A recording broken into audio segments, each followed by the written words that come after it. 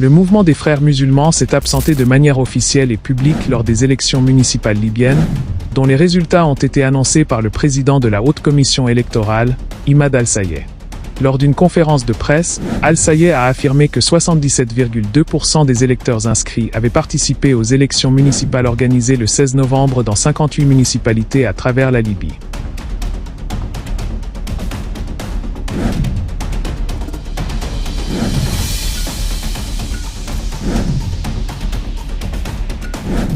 Le responsable libyen a qualifié ce taux de participation de record, supérieur à celui des élections précédentes.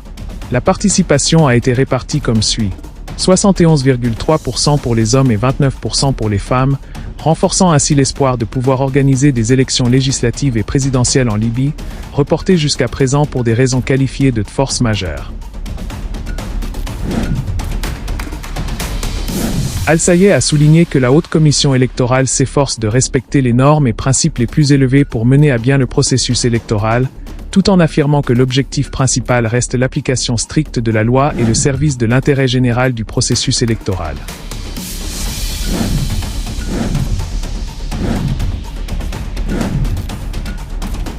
Les observateurs notent que les frères musulmans, confrontés à un recul en Libye en raison du rejet populaire de leurs pratiques au cours des dernières années, ont vu leur influence diminuer lors de ces élections municipales.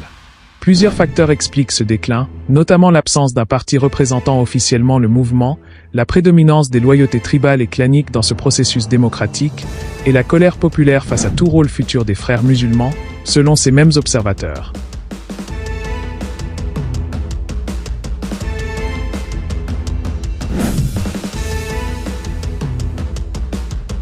Ces raisons ont rendu la voix des frères musulmans presque inaudible lors de ces récentes élections municipales, aussi bien dans la propagande précédant le scrutin que dans le processus électoral lui-même, qui s'est déroulé dans plus de 350 bureaux de vote à travers la Libye, y compris dans l'est du pays,